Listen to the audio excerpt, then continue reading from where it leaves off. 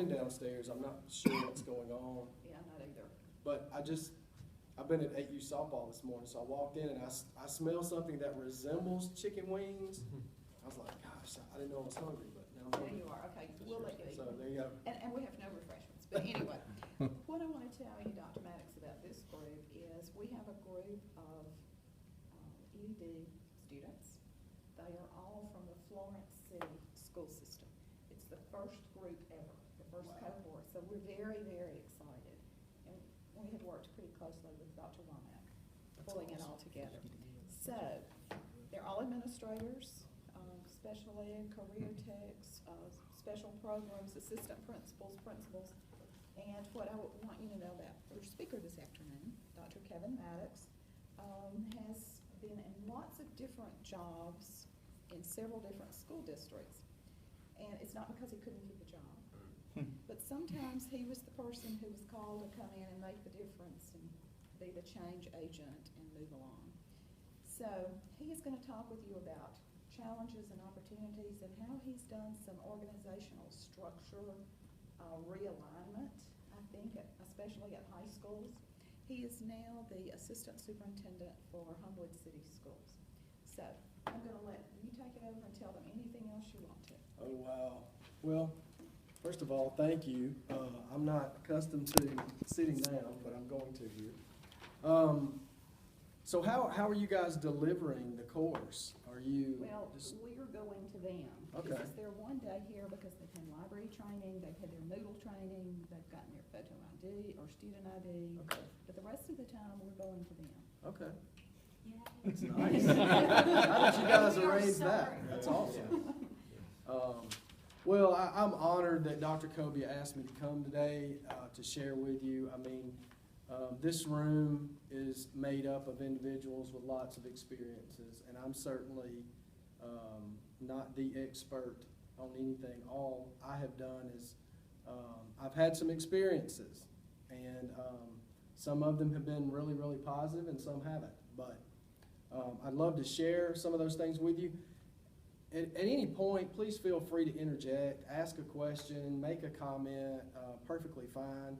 I have a range of topics that I'm going to try to cover today, and I have notes, so if I'm going to try to stay on time today. But Dr. Cobia and I go way back. My first, when I graduated from college in 1992, Alabama was in the middle of proration. Some of you have heard that term lately. And it was, at that point in time, what school systems would do is if they would pink slip all non-tenured teachers. So it wasn't whether you were going to be pink slipped or not. It was, you are going to be pink slipped. The question really is whether or not the school system is going to be able to hire you back at some point. So if you can imagine being non-tenured, young possibly, you have a family, you have a mortgage payment, and all of a sudden you get pink slipped, and they're saying, and the principal may be saying to you, look, I really want to hire you back. I'm going to do everything I can to keep you here. And you're sitting there thinking, but what if you don't? So people are, and you're scrambling because you want to stay there, but you're also thinking about yourself. Well, I found myself in the middle of all of that as a new graduate trying to find a job. And you can imagine how difficult that was. So, what I chose to do, since it was so difficult to obtain interviews and things like that, is I just began my career as a substitute, like lots of kids do out of college. And so I applied to be a substitute, and it just so happened that there was one school that worked me almost every single day. And that was probably one of the greatest learning opportunities of my life, because I had this perception from my time in school as a student, and even as a student teacher, that all classrooms were very similar in the way that they operated. And boy, was I wrong in that assumption. And I learned very quickly as a substitute, when I walked into a room, I could tell immediately what kind of classroom management the teacher had, just right off the bat. those are kinds of things that kind of stuck in my brain. You know, how does the teacher create an environment in a classroom that's supportive of a substitute when a substitute doesn't know anyone in the room? So I was intrigued by that. So I spent the first year as a substitute. The second year I had an opportunity to serve as an in-school suspension teacher.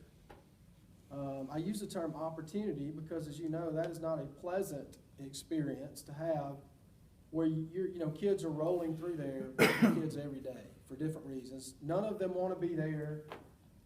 You're trying to organize assignments for them or whatever.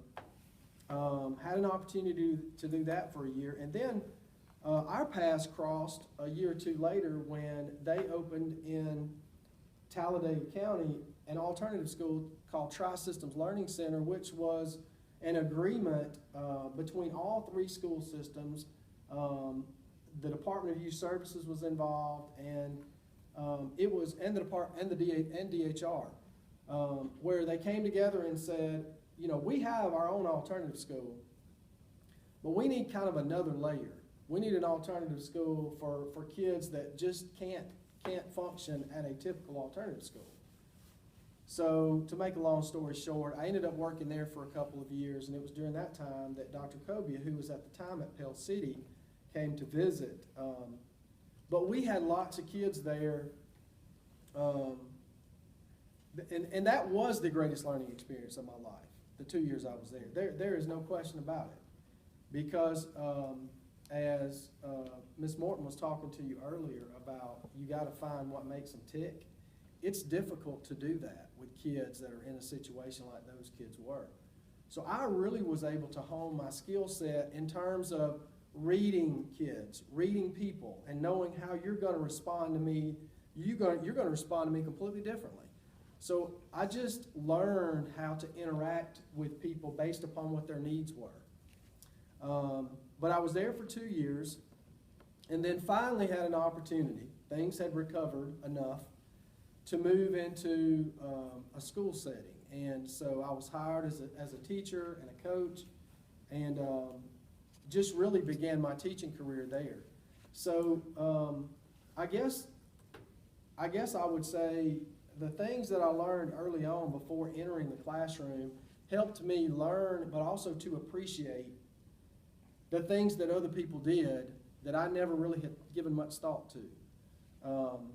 I had a greater appreciation for substitute teachers, still do to this day. And that impacted the way I operated as a principal. When I interacted with them, in terms of the level of support that we offered them, in terms of the orientation that we provided them. So I guess my approach to administration was impacted by all of those unique experiences that I had along the way. So I was teaching, and I love telling this story because I've worked for a variety of different personalities, from superintendents to principals, and they're all different. And so I worked for just an awesome principal who's a superintendent today, and I think she hung the moon, and she's one of my educational heroes, Dr. Suzanne Lacey. And Dr. Lacey, in my second year of teaching, came to me and said, you know, they're kind of restarting a program where you can get your administrative certification and a master's degree at the same time and be paid for it, whether you're in administration or not. Well, that had happened many years before, and then it went away, and then it came back. And she said, I think you're a perfect candidate. And all of a sudden I'm thinking, that had never crossed my mind, ever. You know, I was in my little world of trying to get a teaching job, and I loved what I did and loved the kids and all that. So she kind of talked me into it. So I went to Montevallo, obtained my administrative certification, remained there until I finished my EDS. Well, during the time I was there, I was teaching at the middle school, but I was coaching at the high school. And so I was kind of interacting with both schools. Well, just so happened that the principal of the high school had probably the least tactful human being I had ever met as the principal. A guy that you either loved or you hated, and there was no in between. There was no gray area. And the first time I met him, I will never forget walking away from him saying, I hate him. And I don't hate anyone. You know, he passed away a couple years ago, and I can honestly say that after working with him a few years, if he said run through that wall right there, I would have done it. And the reason for that is because he had a gift. He had a gift like none other in finding the pieces to put together to make his organization maximize its effectiveness. And he wasn't in the forefront. Like, if you met this guy, you'd think he is clueless. Like, he's old school football coach, bull in the ring, kind of a, you know, rough, tough kind of a guy. But he was a master at surrounding himself with the most talented people that he could. And he didn't care how he did it. I'm a prime example. He comes to me. I had just gotten an assistant principal position at Childersburg Middle School. I'm there 1 year, my first year, and his assistant principal position comes open at the high school. And he comes over to my office and he walks in and he says, I need you to apply for this job that I have open. And I said, well, backing up a little bit, I said, well, Mr. Galloway, his name was John Galloway, I said, you know, the superintendent just 2 days earlier had said to me in front of other administrators and used me as an example. She said, you know, right now Childersburg High School has an administrative position opening, but we would not move Kevin, pointing to me, because he hasn't even been there a year yet. Trying to help them understand how decisions are made. Well, so I sat there and he's looking at me, you know, with this look of, you really have no choice but to apply. And I said to him, she's not going to move me over there. He said, you don't worry about her, let me deal with that.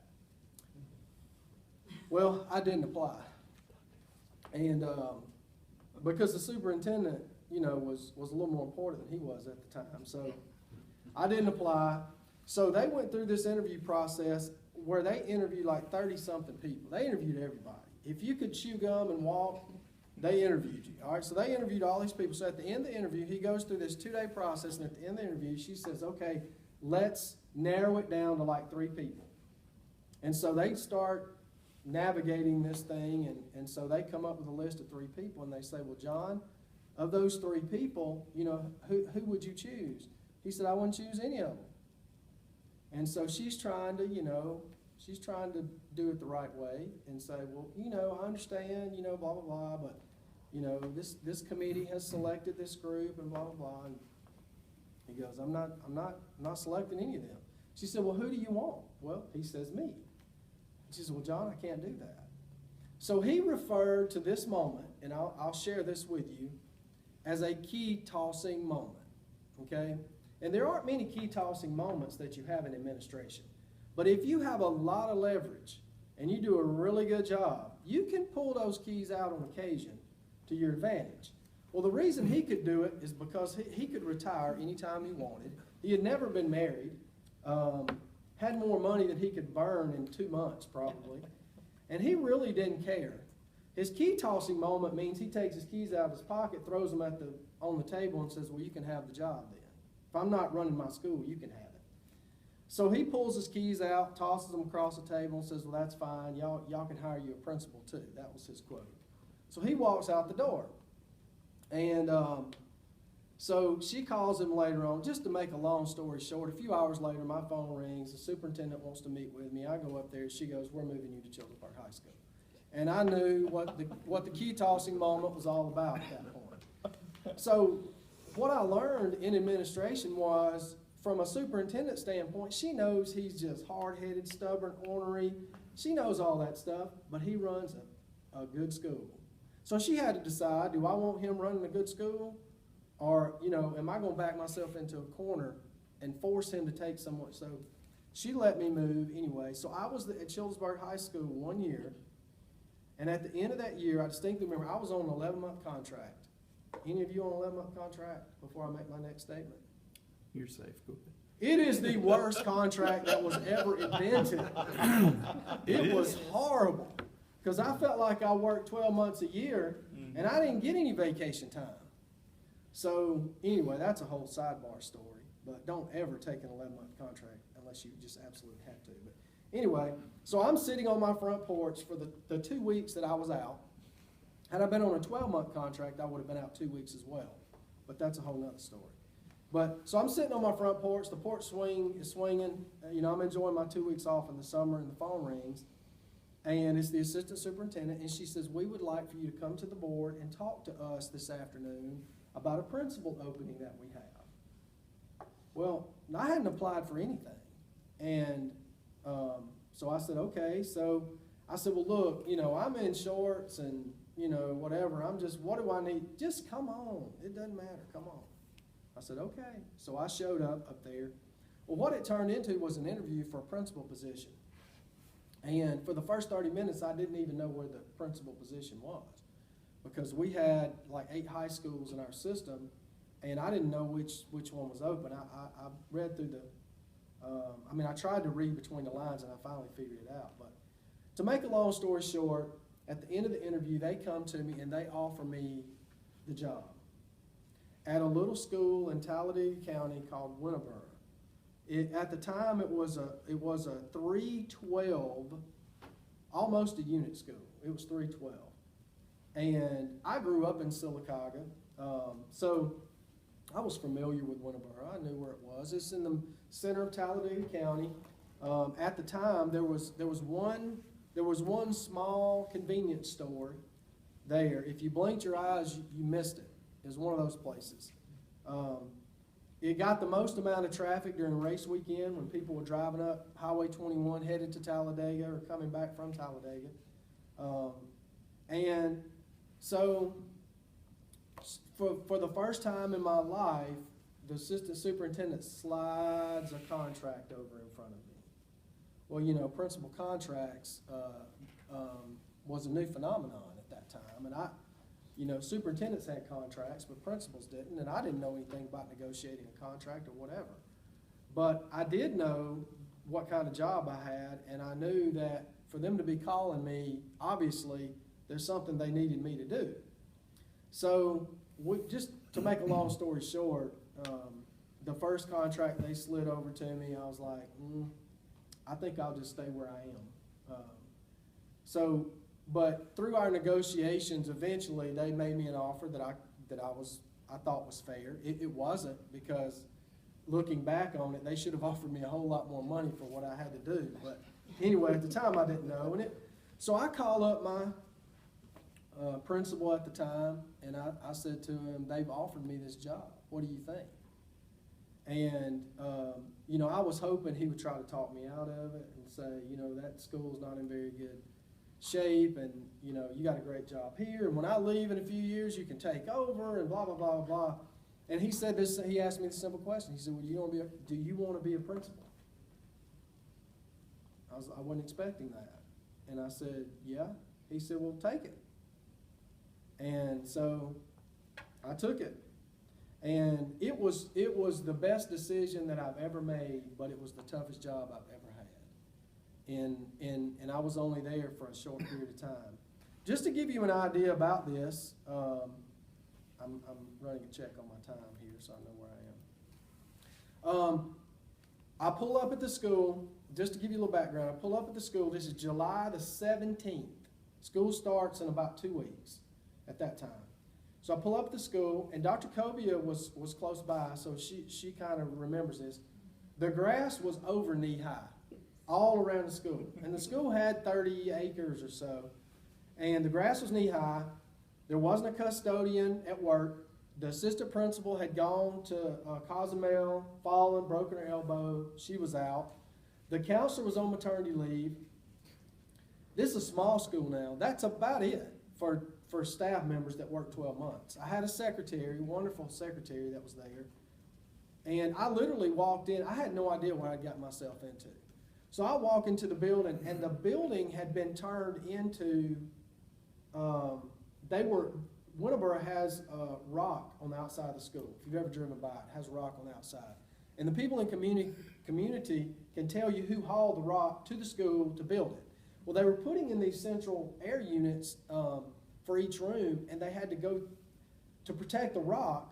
they had to tear the school apart to do it, is the best way I can explain it. So all the floors in the school was hardwood.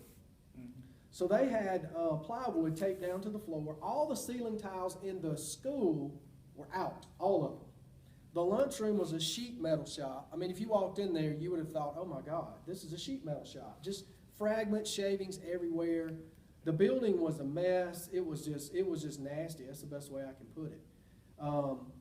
And I walk into all that, and the first thought I had was, this was not, first of all, they didn't tell me this when they offered me the job. It wasn't in the contract. It certainly wasn't in any administrative class I had ever taken, because I'm sitting there literally helpless thinking, there's nothing I can do except do it myself. Like, there's no answer. So the first thing I'm doing is I'm out trying to find the Kubota tractor that the secretary tells me that we own. And I've been on a few tractors before, so I spent the first day doing nothing but just mowing grass. That's all I did, just mowed grass. Spent the second day cleaning up on the inside. We had our textbooks and cleaning supplies were all in the same room and all intermingled. Like, there was no organization to it. So we had to go through, literally count every single textbook, match every single number up, and identify which ones we had and which ones we didn't. We didn't have many, by the way. So just from an organizational standpoint, the first thing we had to do is make the school a school. But then I discovered in day 2 or 3 that we had 4 vacant positions open that no one had interviewed for. And about day 3 or 4, I remember there was a gentleman that walked into my office from Talladega College, Dr. Stinson, I think was his name, if I recall correctly. He walked in, and he wasn't a very happy guy. And I didn't know if that was just his personality or if he was upset at us for some reason. He said, I am your SACS facilitator. And your SACS review should have been done in April, and no one has contacted me, and it's, I want to find out what I said, sir, I've been on the job 3 days. I have no idea, like, what you're talking about. I know nothing about it, but I can assure you, if it's something we're supposed to do, we'll get it done. So in the midst of all that chaos, now all of a sudden, then we're behind on our SACS accreditation. The school was in what school improvement was at that time. It's kind of morphed over the years into something else. So we had academic issues. We had, our facilities were in poor shape at the time. We had personnel issues. All of those things were things that I wasn't prepared to deal with on day 1. And you may ask, why in the world are you telling us all these things? Because the job is never what it appears to be. And it really doesn't matter what job we're talking about. So anyway, just to shorten this story, 2.5 years later, the school was in much better shape. We had a great staff. Graduation rate had jumped significantly. All of our achievement results had gone up. The people in the community, had confidence in the school system again. We had a foundation at the time that was, there was a very contentious relationship between the school system and the foundation. And by the time that I left, the foundation was our friend. They loved us. They would do anything for us. But it was November into my 3rd year. Well, let me back up one thing because I think this is extremely important. The first thing I've ever done as a principal, I've been principal in 4 schools, is to survey the staff before I ever step in the door. I think that is imperative to do, and you guys have been involved in things, but I just believe you have to know what you're about to encounter before you walk in the door. So I surveyed them. What is the number 1 issue that you guys think we have here at Winterboro right now? Well, go ahead.